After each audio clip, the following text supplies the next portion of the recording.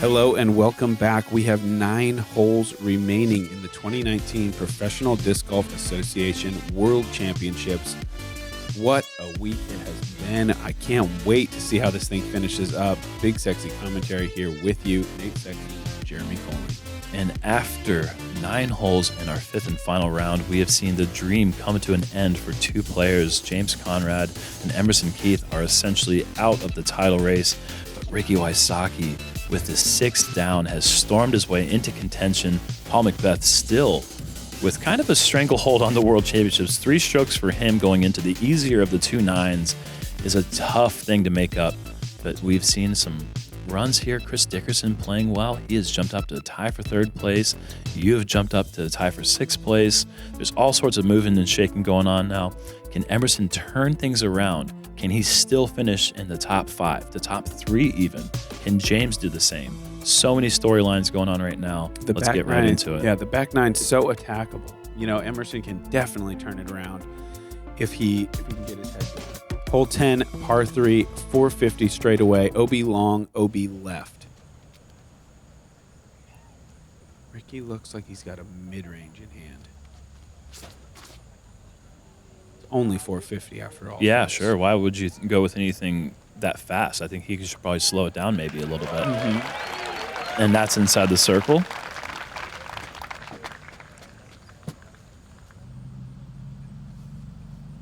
Paul, I believe, is throwing an Undertaker. I don't know. It's a fast disc though, and this is pushing the right side, but is got enough nose up to hyzer back, and he's right by Rick.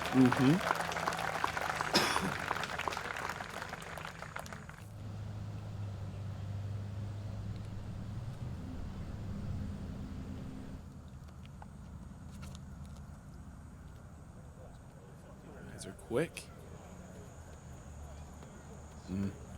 Tricky putt.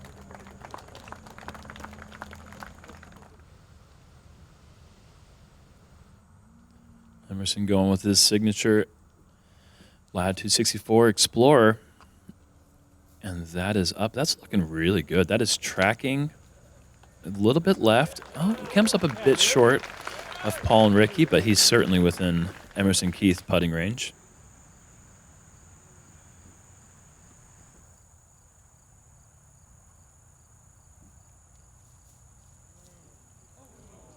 Just left for James.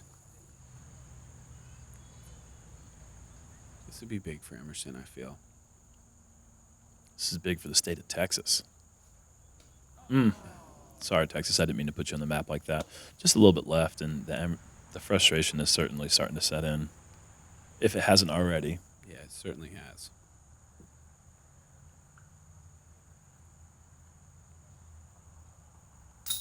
That's a big putt. Not letting Rick have it very easily, that's for sure. Wow. And with Paul playing the way he is, it really reduces the number of holes you can feasibly expect to make a stroke. You know, it's like only the very hardest. And this is our 82nd hole. Ricky. And then these last 8 holes, you really start to feel like each stroke's more important. They're all worth the same. They're all worth 1. Unless you throw OB, that's worth 2. They're all worth the same, but as the tournament goes on, their worth becomes more and more obvious. Yes, and that's so the they that's weigh the difference. on you more and more, but clearly they all mattered just one.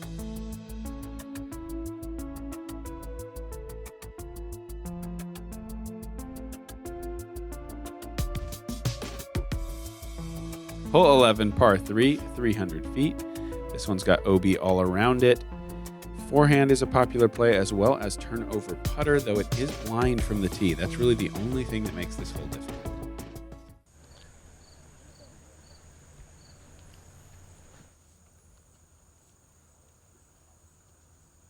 And Ricky, once again, going standstill with the pig. Nice shot of the gallery there. He's asking for it to go, but that's plenty of distance.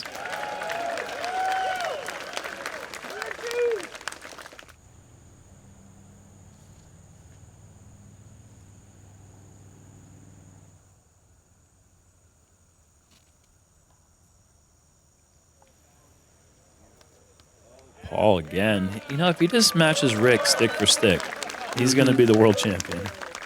You got that right. And so far, they've both been about the same distance, same section of the basket, too, or same section of the green. 2 holes in a row. And James, this is a bit short. That's going to be 40 feet. Maybe not. Maybe not that far.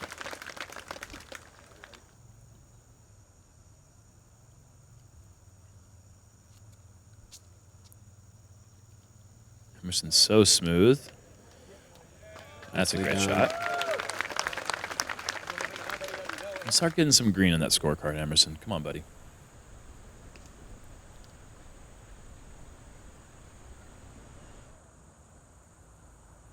And James, there's some green right there.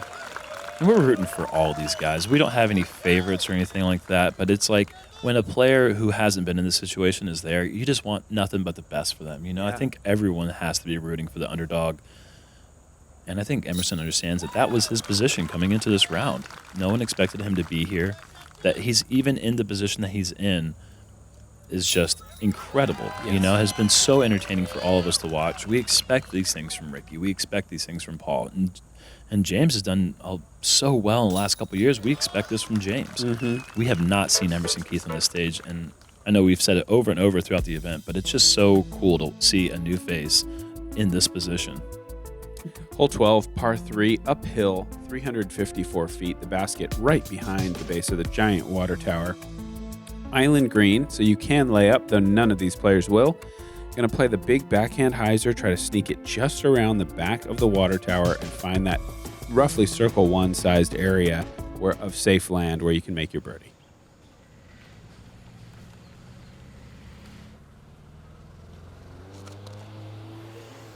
Ricky's hyzer is away, and it looks fantastic. Man is on a mission, folks. This dude is on a mission. Wow. Paul, again, is going to be forced to step up and try to match this. If he misses this island, we've got a 1-stroke game. I don't think he will. And I know he won't now after seeing this. This is the perfect width, the perfect speed, and he's going to roll right up there to 20 feet. Maybe actually 15 to 20.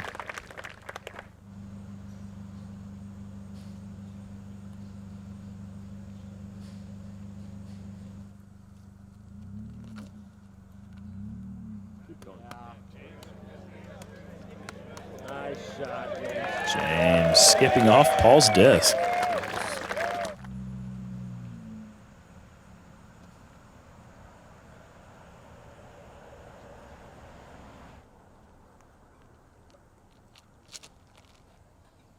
Emerson, this looks a bit short and left. This is going to hit the tower.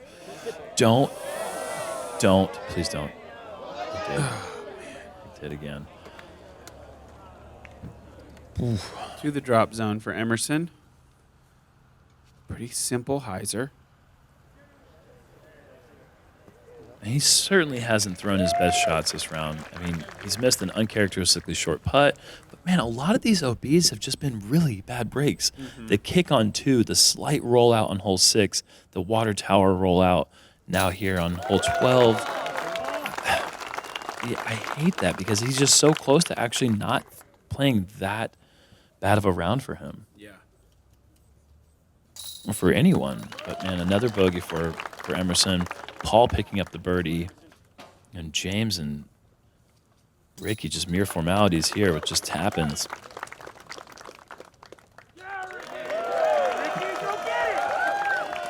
The crowd loves a good story. So do I. Yeah, we all do. Hole 13, par 5, 1,080 feet. This is the one you want to stay next to the water on. You guys have been seeing it all week. You really have to go hyzer, hyzer, hyzer to get a birdie here as a right-handed player. I don't know that I've ever even seen a birdie that didn't go hyzer over the water on the third shot. It's really the only way to get the distance. So it's really important on the drive that you don't play too safe. If you get too far up left, your options are really limited.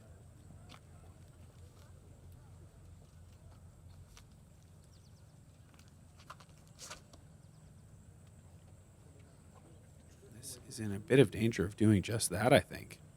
No, he's short enough. Yeah, that's great. He's short enough.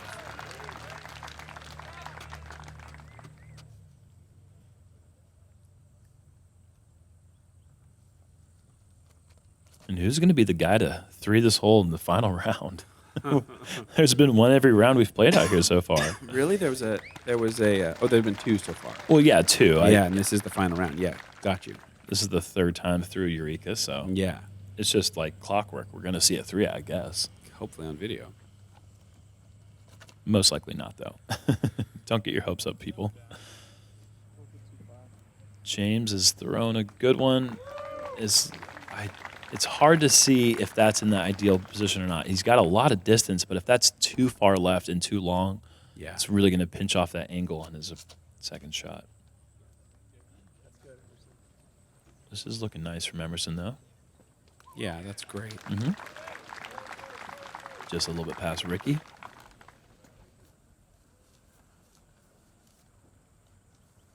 This is a weird distance because you're not really trying to throw far at all. You're just trying to hang it out over the water. This is further left than Ricky would like, I'm sure, but he didn't go too far. Again, it's all about like just barely getting it on the landing zones. Yeah, it is funny for being a 1,080-foot hole. Really, not even the drive. There's no shot that you really want to crush. You need to be like 380, 300. You know, it's like, and it's not 1,080 probably measured over the water as the hyzers fly. Yeah, I would agree with that. So it's like 3 control shots, which is rare for a hole this long. As we see Emerson put a very nice hyzer over the water. Paul comfortably out over the water. This is heading to a really nice, easy approach shot for McBeth. Now we're going to move up to James and see if he got. It looks like he's going Anheuser. I think he did get pinched off too tight. Doesn't have it, but he might still be able to find the landing zone. That's a creative shot to go Anheuser. Wow, that's great. That is not how you draw this hole up at all. But James did a great job of getting out of a bad situation.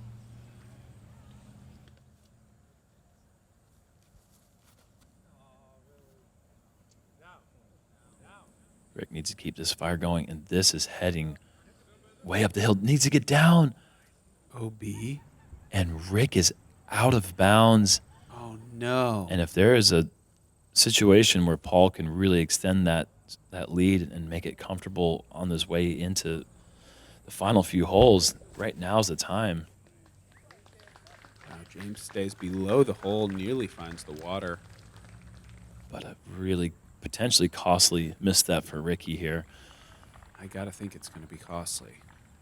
Yeah, if Paul's going with the zone with wide open shot, you go ahead and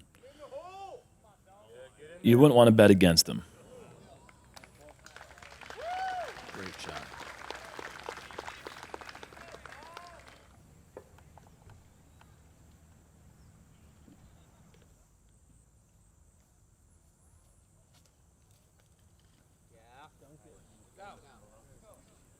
Emerson, a little hyzer, just needs to sit. Oh, yeah. So now we've got an absolutely huge putt. 55 feet or so. Oh, my gosh. Wow, best in the business. Death putt, going towards the water to save par with Paul parked. He's winning the award for most frustrated, impossible putt ever made, Ricky Wysocki. James. Wow, another one. I'll have some of that, please. Great birdie after being out of position after the first and after the third shot. I mean, having to make the jump putt there, it's awesome. Paul, just a simple birdie, though, but he gets himself a much-needed cushion. That's 4 strokes now. The holes are running out for Ricky Wysocki. And Paul, 5 down in the last 5. To be the leader and just to be able to press just like that and just say, you're not getting anything easy for me today, folks. That's just the sign of, one of the greatest of a 4-time world champion. Hole 14, par 4, 805. A nice birdie if you can pick it up. Low ceiling drive. You'd like to get down around the corner to the right as much as possible. But the water lurks there on that right side. If you overturn the backhand or you short the forehand, you're going in the drink.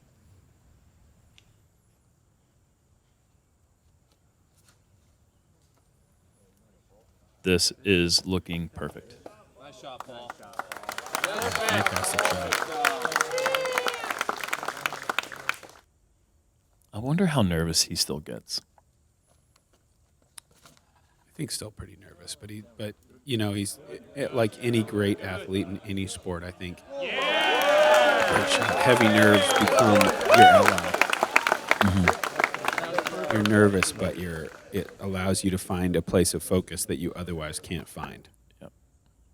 Great shot from James Conrad. Gives him the maximum space to hang the hyzer over the water for his approach, and Emerson is also throwing a fantastic shot here. Mm-hmm. James Conrad, after that disaster on hole 6, is playing some great golf. 5 down since then. Ricky this is heading left. It needs to sit down, and it does, but that is a tough spot to be. Yeah, he might be pretty blocked. Paul with an opportunity to put the pressure on in a big way. Yeah, this is looking so good. Yeah. Unstoppable. Mm-hmm.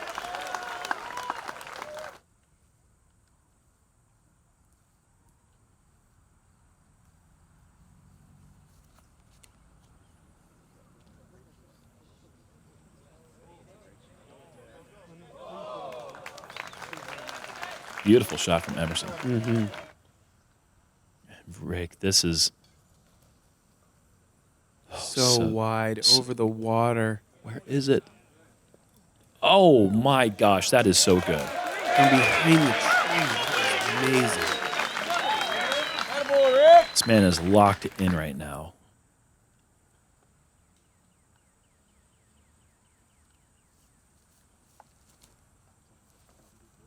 And James down. Well, I don't think he fell. I think he just was tired.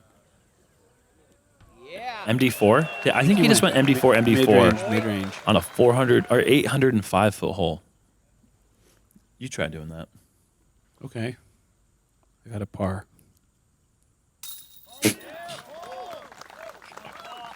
I got a bogey, dude. I got a bad bogey. Well, you're hurt. Paul in for birdie, moves to 44. Nice birdie from Emerson. Are we gonna see a star frame on hole 14? Are you kidding me? Wow.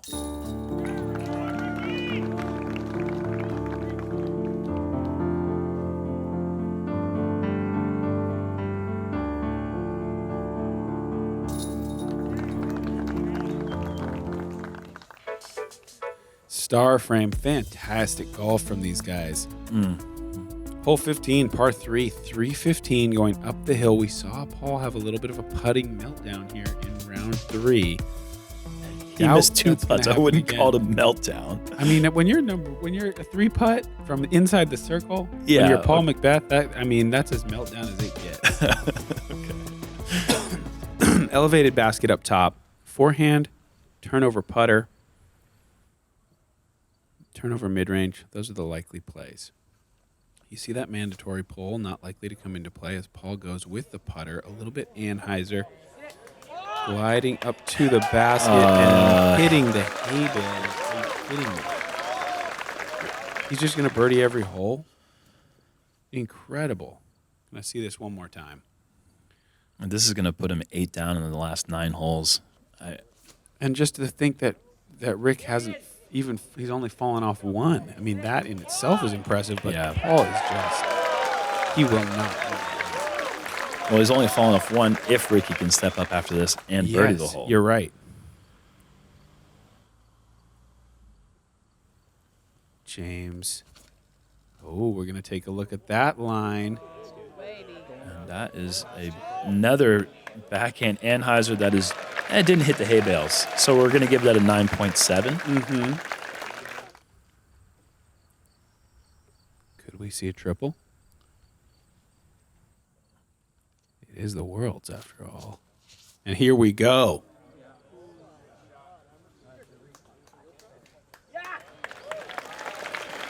Something tells me this is going to be a FollowFlight, and the shot's going to be fantastic. Oh, my goodness. This is looking great. Come on. No hay bales. A What 9.6. That was the grouping. shortest one, but man, that's pretty impressive from our group. Looks like we're going to have back-to-back star frames on 14, 15. How many times do you think that's ever happened? I'm going to put it round 0, right around 0. Somewhere within 5 of that, that's for sure. Could be negative. It's happened negative exactly how many times this hole's ever been played besides this one time. As we see these birdie putts. And Paul with only 9.9 out of 10 drive, hitting the hay bale, staying 3 feet from the pin. James Conrad, little gesture of kindness there. I'll grab that for you, buddy. Nice star frame for the group. Hole 16, par 4, 606, the final 3 holes.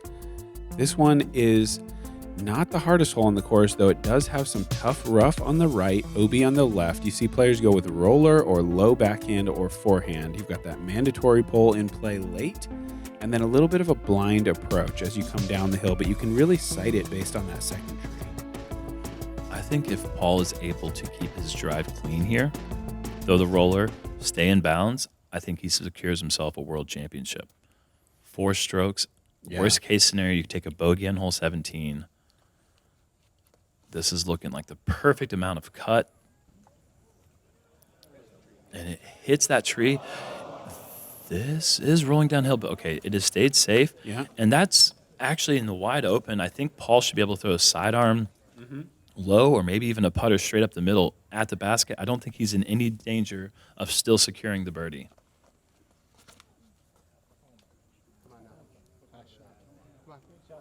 James, the beautiful turnover. Yeah, great shot.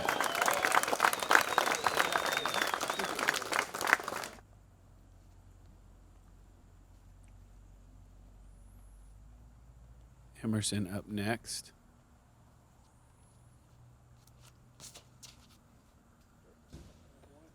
Turning it over perfectly. Great shot.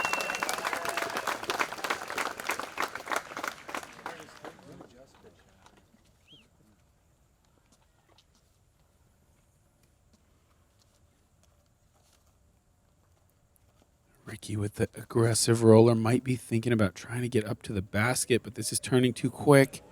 If this hits hard on the edge of the bush line, he'll be fine. And it looks like he has.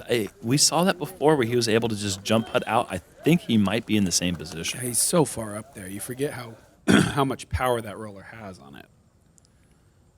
He throws such a different roller than Paul. Paul really likes to keep it out there with an understable disc. Ricky tries to get an overstable disc down quick. And that is about 30 feet short. Emerson with a low ceiling. This is looking really nice. Oh, he's going to have that tree to contend with, though, and that is a very tricky place to be on the green. Maybe 27 feet from the pin, but he's going to have to straddle out wide left. James with the putter. Just slightly long, but well inside the circle. And see if Ricky, yeah, he can straddle out. No problem here. He's just going to have a jump putt. He can see the full basket. What an advantage that is on this hole. And that's a bit of match play there. Paul's going to be staring at Ricky's disc right by the basket, but this is inside the circle for the 4-time world champion. Oh. Whoa. Completely over the top. Wow. YSO, you are still out. Huge Connects for comeback par. putt.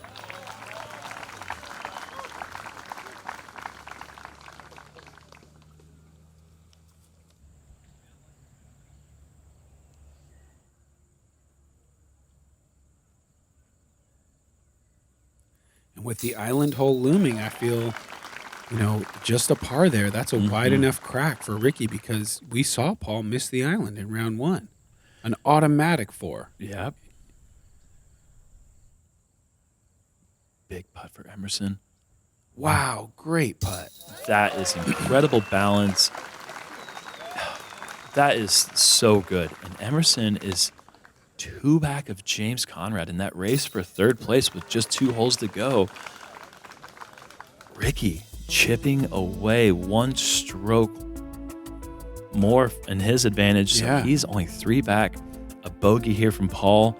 And oh my goodness, could you imagine that? All bets are off. You can see it right here over the water to the island green. If these players do not come to rest on the rocks or the grass, they go to a drop zone that's roughly 150 feet away from the basket. We're going to see James first with the putter. Sitting in 3rd place, 36 under par.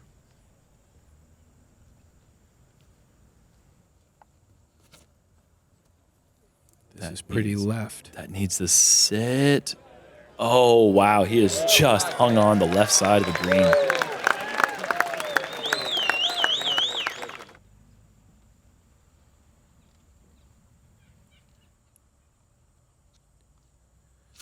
Nice height on the forehand from Emerson. This might be an ace run. Yeah. Just across the basket. Awesome. Great shot. It's an easy birdie. On a hole that is traditionally either a 2 or a 4. Ricky with an opportunity to put the pressure on Paul McBeth. He's going with the pig. This is wide, but it looks to barely hang on. Match play. How does Paul respond? You would think that a birdie here would do it. He doesn't like it, folks. It's a little fast. But that's why you throw a putter. He hangs on, but that is so wide.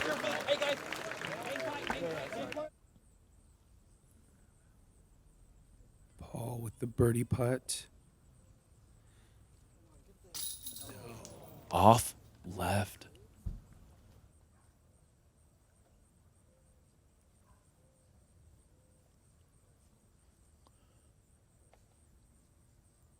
And James misses as well. So that gives Emerson a chance to sneak back to only 1 stroke down for that race for 3rd. And that in itself would be an amazing thing for Emerson. Yeah. I mean, it'd be an amazing thing for James. And Rick chip away again. 1 more stroke. He's only going to be down 2 going into this final hole. Is it enough buffer? I feel like it should be for Paul, but man, the way things are going, I mean, who would have thought this storyline would have even been possible going into the final hole and the World Championships? And on hole 18, there is the option to go over the water, the ultra risky play, and Ricky is probably thinking that. And he is a guy that can throw in from 100 feet. We've seen it so many times, and he's very intentional about it. With that forehand pig, he can hit from anywhere. So, you know, certainly not over yet. Paul birdies, we can go ahead and call it. But if Ricky can get safe over that water and set up a chance. Emerson, a beautiful tee shot. And look at the way this kid has responded to that tough front 9, that devastating take you out of the World Championship run in the front 9. He's in position to get another birdie and shoot in a fantastic back 9. And let's see if Risky Ricky goes for the big shot. Oh, he is going for it, folks. That is huge. If this flexes back without hitting anything. Wow. Oh, my goodness. He's inside 200 for sure.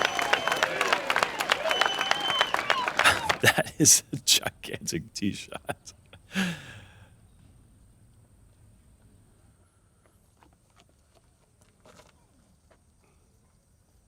James with a big tee shot himself, getting clean through everything. Wow.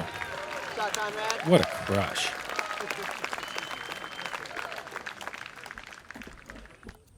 And this is the tee shot of the tournament for Paul McBeth. He keeps this safe. He's got a great chance of being the world champion. And this is safe. This is, if nothing else, safe. But on top of that, it's also great, also. too. Yeah.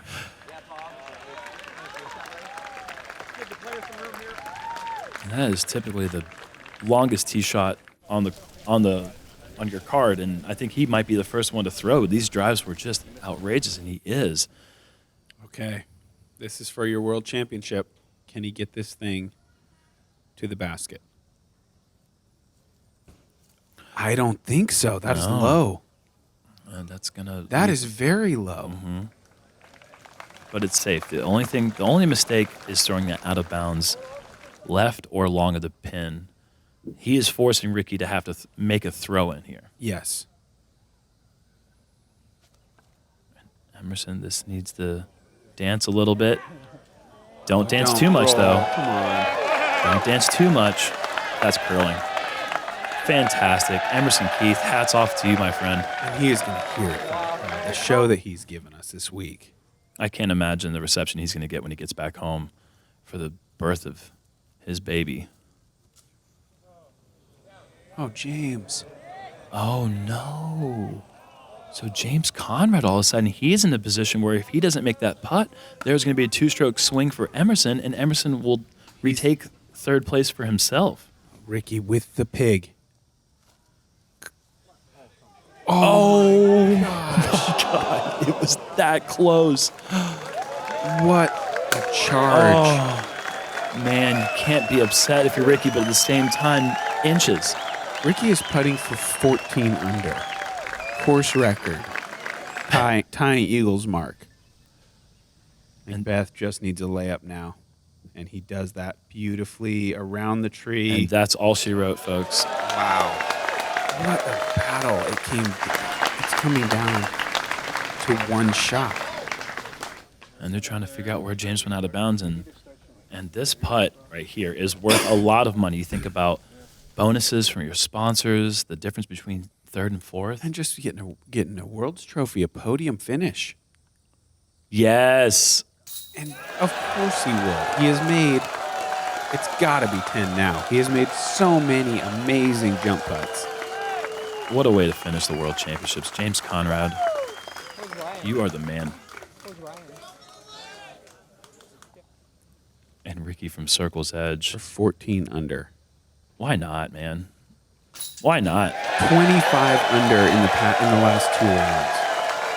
I literally have chills right now. I've got goosebumps. What a heroic effort. And Emerson, he's going to hear it from the crowd here. It has been a drought of 3 years for this man. The drought is over. Paul McBeth, your 5-time world champion, the embrace from his wife, Hannah. And I just got double goosebumps. Yeah. What a moment.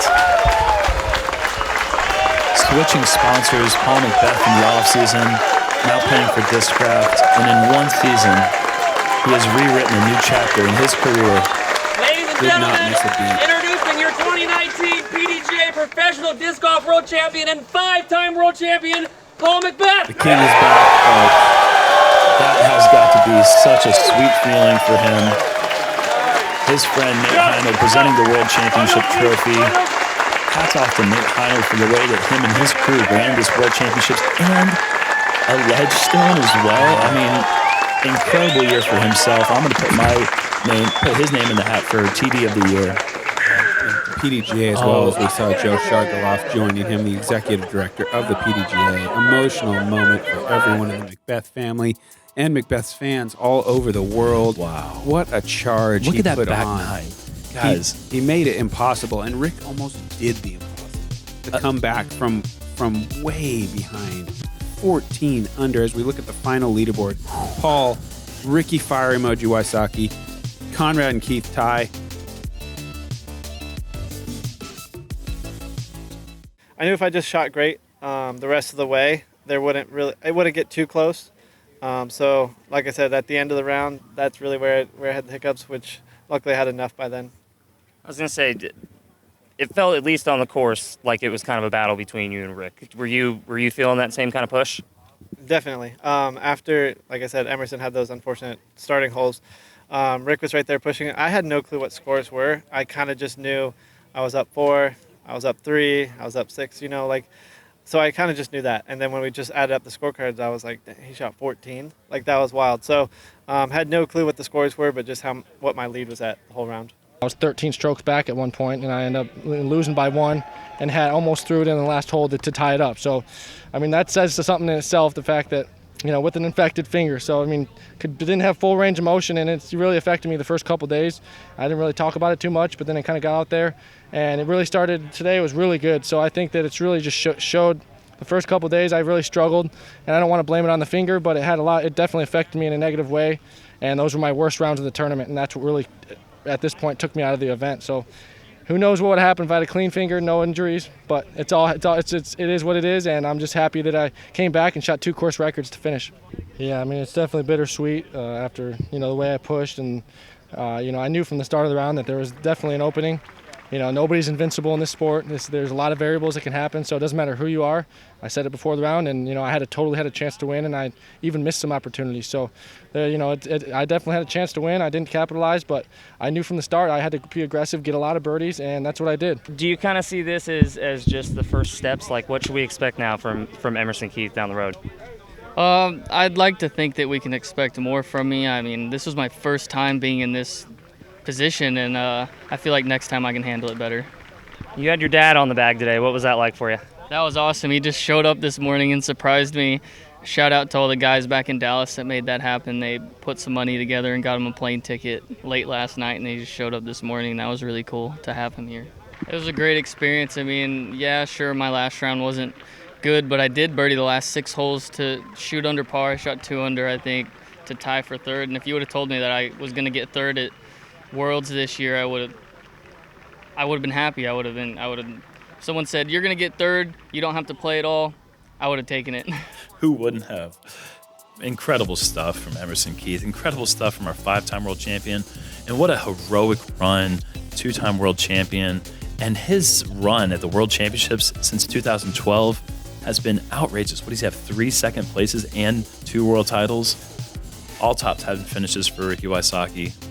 It's giveaway time. Thank you guys so much for joining us on this wild ride that was the World Championships. We've got Grip 6 coming up huge again with belts and hats. Make sure you like, you comment, you subscribe to JomezPro. Get there on Patreon if you haven't already. You got a chance to win these beautiful items. Thank you guys so much. Thank you, PDGA. Thank you, Jerm. We'll be back. Thank you, Nate. Big Sexy out.